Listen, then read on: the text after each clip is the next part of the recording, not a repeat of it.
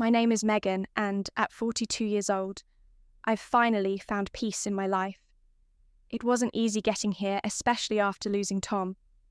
My husband to cancer 3 years ago. We were together for 15 years, and I still catch myself reaching for his side of the bed. Some mornings Tom left me everything, our big house in the suburbs, and about $700,000 in savings and investments. I know it sounds like a lot, but I'd trade every penny to have him back. Still, I've made a comfortable life for myself. I work as an HR manager at a tech company downtown, and I've learned to enjoy my own company. My parents, on the other hand, think my life is empty.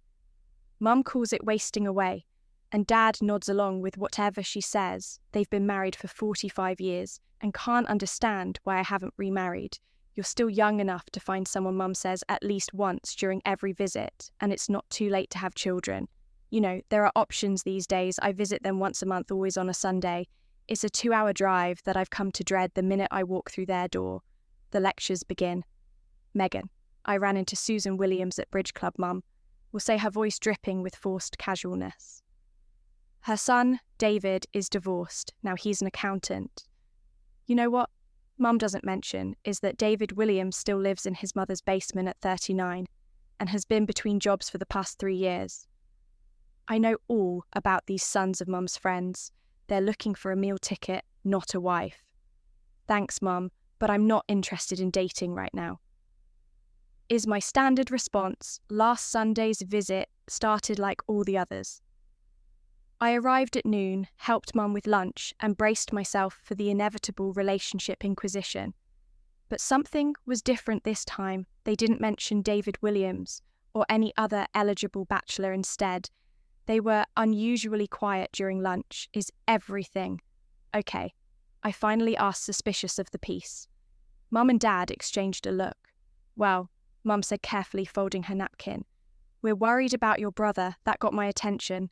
Jake is 35, 7 years younger than me, unlike me. Jake had followed the traditional path, married Vanessa 3 years ago. My parents adored Vanessa from day one. She was pretty, polite, and most importantly, wanted a big family. What about Jake? I asked. He lost his job. Dad said the company downsized, and he was one of the first to go. And now he and Vanessa can't afford their rent. They're going to be evicted at the end of the month. I nodded slowly, already sensing where this conversation was headed. They need a place to stay, Mum added, her tone shifting from concern to demanding. Just until Jake finds another job and they save enough for a new apartment. I sighed. Jake's a bit chaotic. Mum, you know that, and I'm used to living alone. He's your brother, Mum said sharply. Family helps family, and Vanessa is such a lovely girl, she'll help around the house. They won't be any trouble. I doubted that Jake had always been the golden child, but he was also impulsive and disorganized. Even as a kid, his room looked like a tornado had hit it. And while Vanessa seemed nice enough from our limited interactions at family gatherings, I didn't know her well. How long would they need to stay? I asked. Just a few months, Mum insisted. 3 at most. Jake has some promising leads already. I doubted that too. The pharmaceutical industry had been laying people off left and right. Please. Megan, Mum reached across the table and grabbed my hand. We'd take them in ourselves, but, you know, our place is too small. Their 2-bedroom condo was indeed too small for 4 adults, and my house did have plenty of space. After an hour of guilt trips and promises that Jake and Vanessa would be perfect house guests, I reluctantly agreed. Fine, they can stay with me temporarily, but we need to set some ground rules. Mum's face lit up with relief. Oh, thank you, sweetheart. Jake will be so grateful. I'll call him right now, as Mum rushed to the phone. Dad patted my shoulder. That's my girl.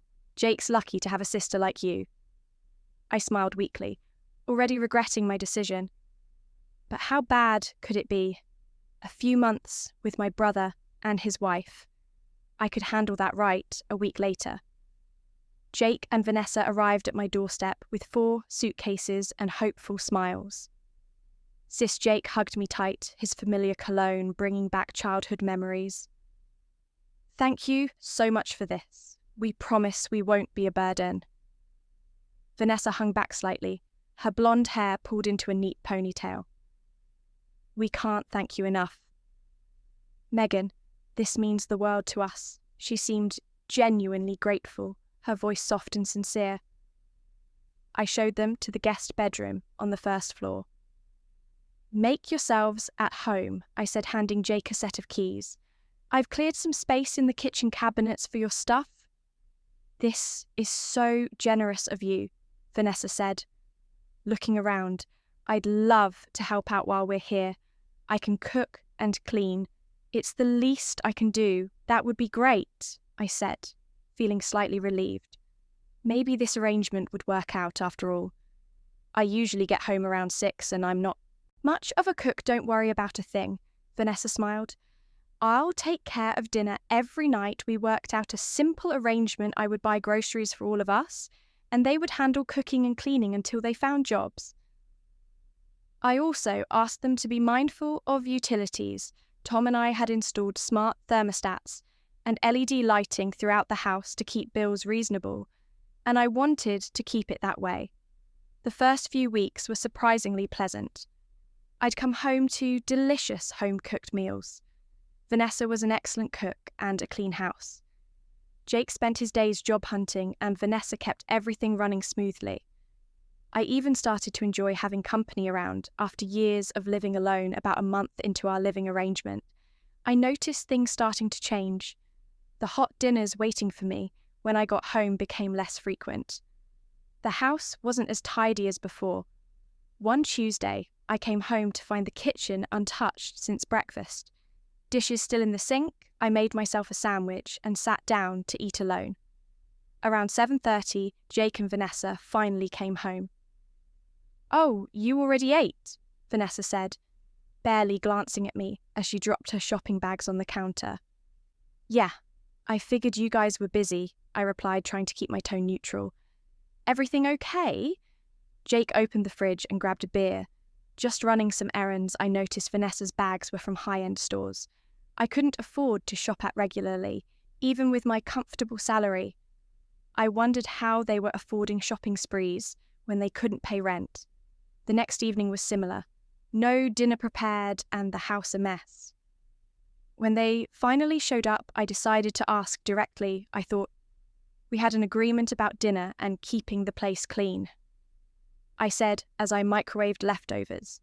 Vanessa sighed dramatically. I've been super busy lately. I'm starting a business with some friends. We've been meeting here during the day to plan everything here. You've been having people over to my house? I felt a flash of annoyance. It's just a few friends, Vanessa shrugged. We needed somewhere to meet. I put down my fork. Vanessa, this is my house. I don't know these people. I'm not comfortable with strangers being here when I'm not home. They're not strangers. They're my friends, she snapped. They're strangers to me, I countered. If you want to meet with them, you should go to a coffee shop or one of their houses. Vanessa stared at me for a moment, then threw her fork onto her plate with a clatter. She pushed back from the table and stormed off to their bedroom. Jake glared at me. Way to go, sis. She's trying to build something here. Jake, I'm not trying to be difficult. But he didn't wait for me to finish. Just got up and followed his wife after that night. The atmosphere in the house changed completely. Vanessa stopped acknowledging me altogether. No, good morning.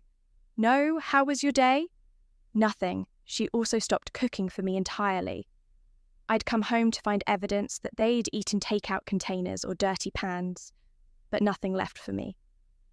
I went back to preparing my own meals, just as I had before they moved in. 2 months into their stay, I was beginning to feel like a stranger in my own home. One evening, I found them sprawled on my living room couch watching TV and sharing a large pizza. They didn't offer me any. I decided it was time for another conversation. Hey guys, quick question. How's the job hunt going? Jake barely looked away from the TV. Oh, making progress. What does that mean? I pressed. He shrugged. I've had a few interviews. Nothing solid yet. Vanessa didn't even pretend to acknowledge me. It's been 2 months, I reminded them when you moved in. We talked about this being temporary. Well, let you know when we have news, Jake said dismissively, turning back to the TV. The following Sunday, I drove to my parents' house for our monthly visit. Jake and Vanessa had declined to join me. I was actually relieved I needed to talk to my parents alone when I arrived. Mum hugged me tightly. How's everything going with Jake and Vanessa? That's what I wanted to talk to you about. I started before I could continue. Mum launched into her concerns. Jake says, you've been pressuring them about finding jobs. He says you treat them like they're taking advantage of you. I was stunned. I barely mentioned it. I just asked how the search was going. He says, you're making them feel unwelcome. Dad added, that's not like you, Megan. They promised to help around the house.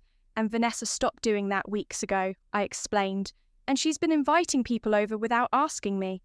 Mum shook her head. They're going through a difficult time. Megan, you need to be more understanding. They're living in my house, rentrée, and I'm buying all their food. I could feel my frustration building. Their family, Dad said firmly. Family supports each other. I realised there was no point arguing. My parents had already decided I was in the wrong. I changed the subject and we had an uncomfortable dinner. Before I headed home, as I pulled into my driveway, I noticed an unfamiliar car parked in my spot. Confused, I parked on the street and went inside. The moment I opened the door, I saw several large suitcases in the hallway. Voices came from the living room, more than just Jake and Vanessa's. I walked in to find an older couple sitting on my couch. I recognised them as Vanessa's parents, Robert and Linda, though we'd only met a few times at family gatherings. Everyone fell silent when I entered. Megan, Jake said with forced enthusiasm. Look who's visiting. I pasted on a smile. Hello, Robert. Linda, nice to see you. Linda nodded stiffly. Megan. Jake, can I talk to you for a minute? I kept my voice pleasant though. Inside I was seething. Jake followed me upstairs to my home office. What's going on? I asked once the door was closed. Why are Vanessa's parents here with suitcases? Jake ran a hand through his hair nervously. They're just visiting for a week. They're on their way to Arizona to see Vanessa's brother. And you didn't think to ask me before inviting them to stay in my house? I could hear my voice rising. Please, Megan, Jake begged. It's just for a week. They'll be gone before you know it. I took a deep breath. This is exactly what I was talking about. Jake, this is my house. You can't just invite people to stay here without asking me. I know I'm sorry, he said, but they're already here. What do you want me to do? Send them to a hotel? I stared at Jake's pleading face and felt myself caving again. Fine, 1 week. But that's it. Jake's face lit up. Thanks, sis. You're the best. As we went back downstairs, I noticed Vanessa had made dinner. Suddenly, she was being helpful again. Now that her parents were here, we all sat down for dinner, and I tried to be polite, despite my irritation. So Megan, Linda, Vanessa's mother, began. This is quite a lovely home. How many bedrooms did you say it has? 4, I replied between bites, and you live here all alone? Robert, her father, asked. Yes. Tom left me everything when he passed. I didn't like discussing my finances with people I barely knew. Such a large house for just one person, Linda remarked. How do you manage the upkeep? I manage fine, I said shortly. Linda exchanged a look with Robert. You know, if I had a house this size, I'd probably sell it. Too much space for one person. And the money could help other family members. I nearly choked on my water. Excuse me, I mean, you could sell this place. Give half to your brother so he and Vanessa could buy their own home, and you could get something more appropriate for your situation. The audacity left me speechless for a moment. Jake looked uncomfortable, staring at his plate. When you have a house like this of your own. I finally said to Linda, keeping my voice level, You're welcome to sell it and give the money to your children. This is my home, and I have no plans to sell it. An awkward silence fell over the table.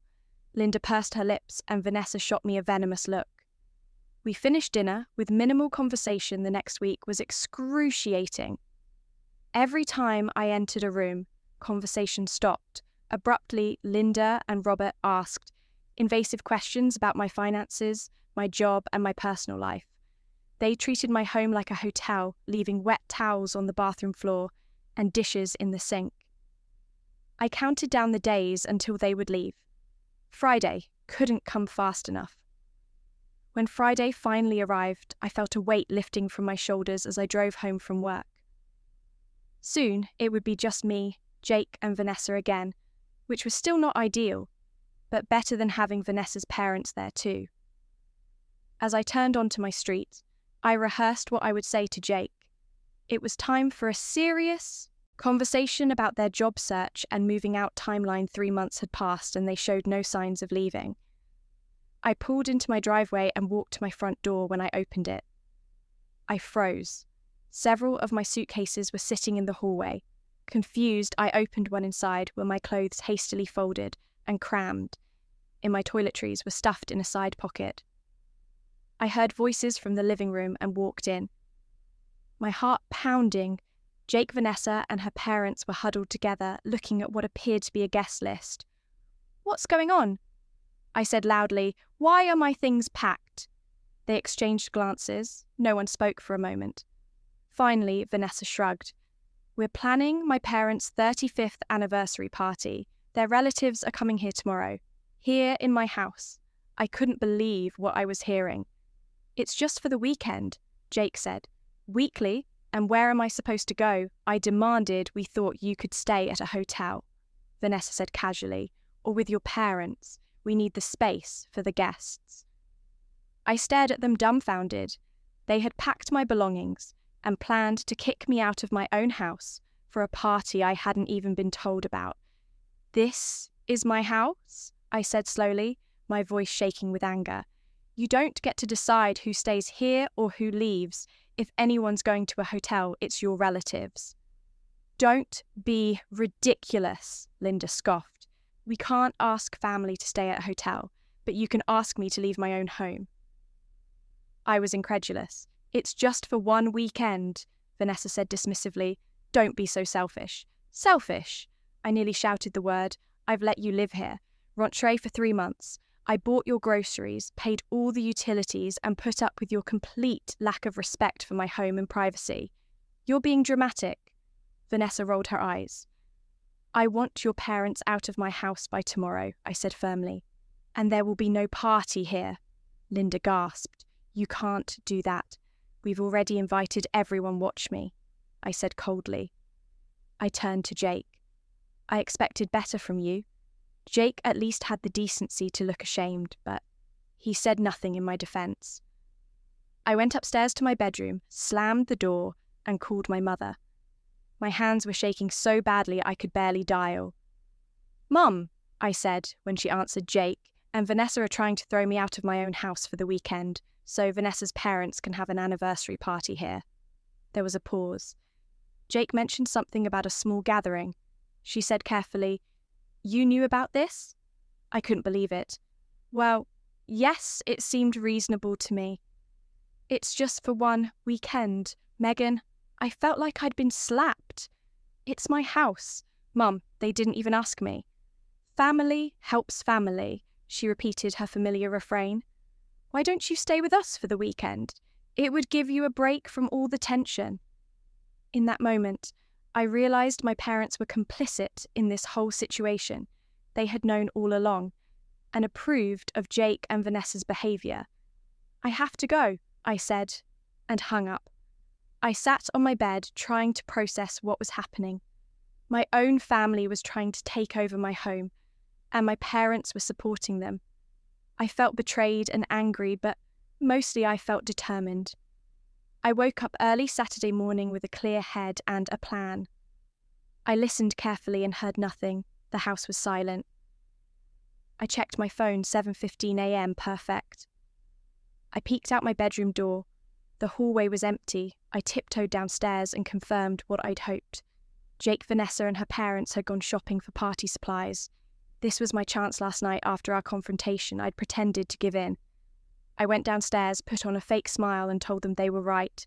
I was being selfish. I should let them have their party. My mother had called back and I told her I'd be staying with them for the weekend. After all, Jake looked relieved.